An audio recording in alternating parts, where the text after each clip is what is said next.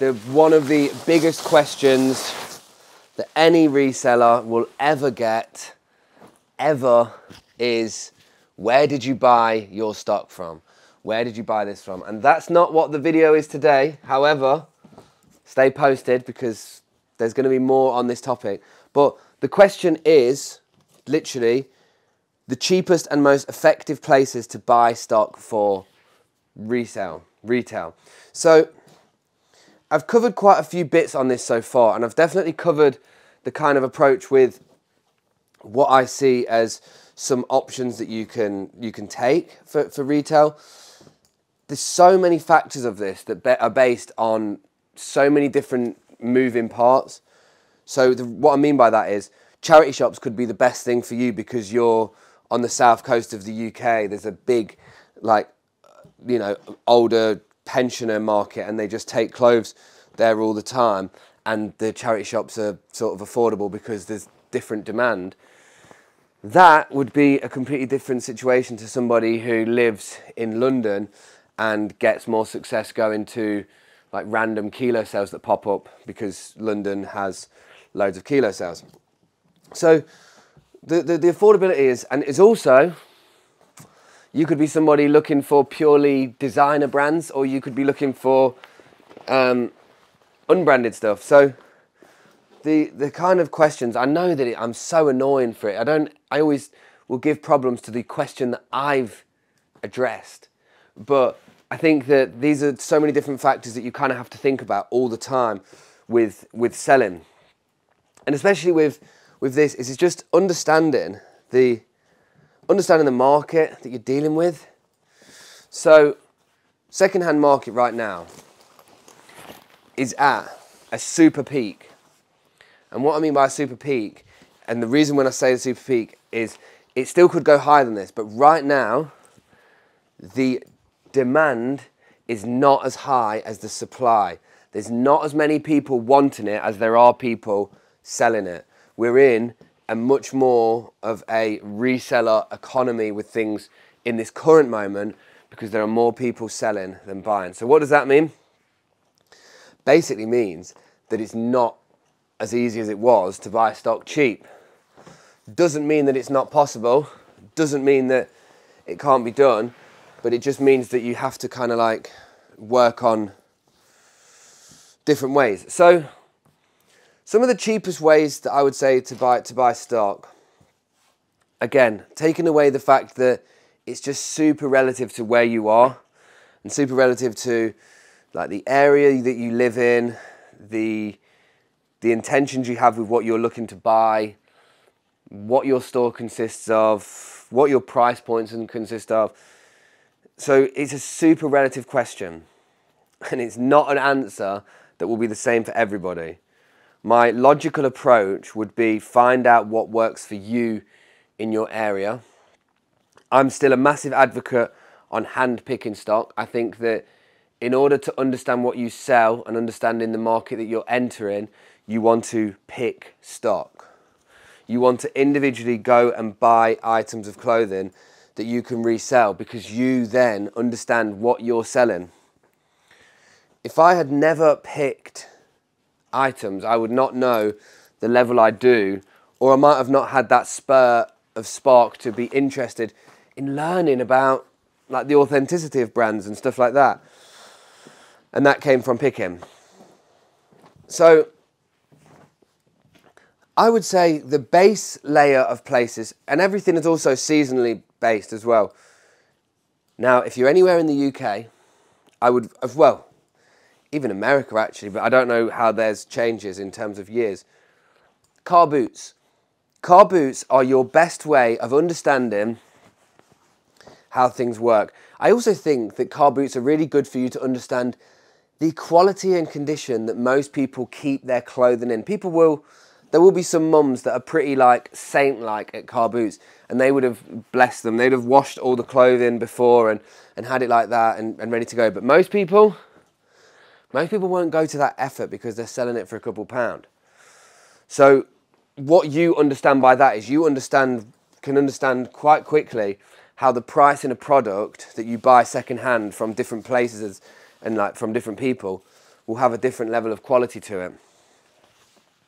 Again, if you are in secondhand for a short period of time, you won't understand like how complex it really is. It really is complex. Blimey, I'm 12 years into it and still trying to make sense of everything. But the main thing I do is I'm in constant competition with my own knowledge of what I know. I always want to understand more about the industry that I'm in and understand what that understanding means. Like, I don't know, just for example, because I'm now taking more of a route with selling a mixture of brands, I've started to understand more about Superdry, for example, and how the brand has sort of like, the stock market of it has gone crazy. Like the prices that you buy it for new is insane.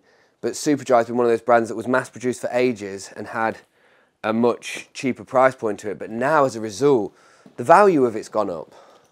And how long will that be until the value of these new ones slowly goes up as people have spent like 150 quid on the jackets? And that's just one example of like, I guess, looking at a brand that over time you don't realise how you're going to have to learn bits about everything.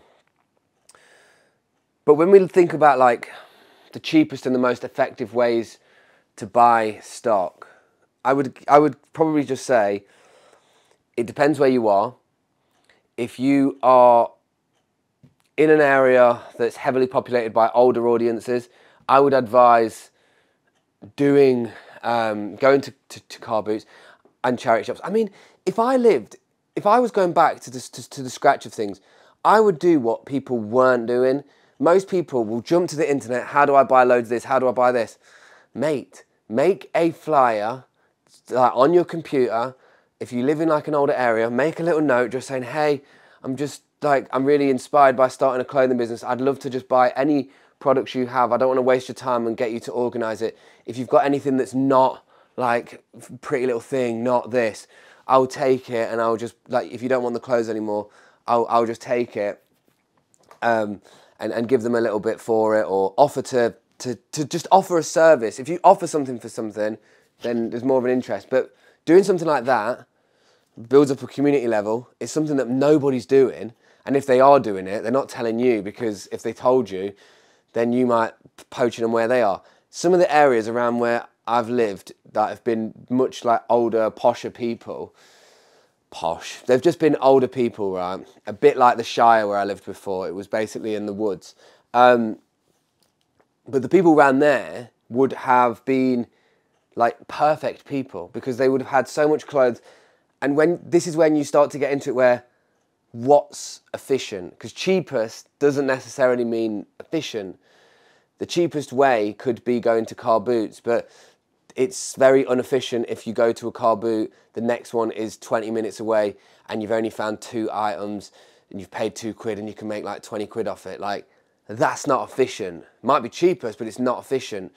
Whereas spending an afternoon handing out a load of flyers, spending an afternoon posting on all your local for sale pages, spending an afternoon thinking about how much time you've got to try and buy stock. Once you kind of understand where you sit on all those metrics, then you kind of know how you can, I guess, convey it and deliver the result that you're going to get from it. That's actually really interesting. I'm thinking about the leaflets now. That's actually such a cool idea, because most people that are older don't think about selling their stuff, but they've probably got a grandson who's already like turned their wardrobe inside out. But there's still a lot of unturned rocks in this industry. There's still a lot of potential with it. I would just say in a level of like, if we did it as like a chart, cheapest and most efficient, I'll tell you right now, just very quickly. Charity shops, efficient, yeah. Cheapest, no. Car boots, cheapest, yes. Efficient, no. eBay buying, efficient, yes. Cheapest, no. Doing something like a community project where you get people to make donations to you, cheapest, no. Efficient, yeah.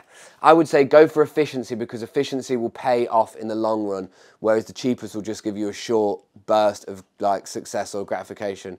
Do what people don't want to do. People don't want to go and make a flyer and think they're intruding people and posting it through the doors. So do what other people don't do. If like the charity shops are always turned inside out, that's because everybody's doing that. So don't do the exact same thing that everybody else is doing. Try and think inside the box while everybody's thinking outside of it. Yeah, I'm doing a circle for a box. Okay, anyway, big up guys. Enjoyed this one as always, and I hope you've all been having a good Christmas period. I've just come in on one of the days in between the Christmas and New Year's. They call it like the limbo point, don't they? I've just come in to make a few videos, pass on some thoughts. But yeah, hope you've been having a good time.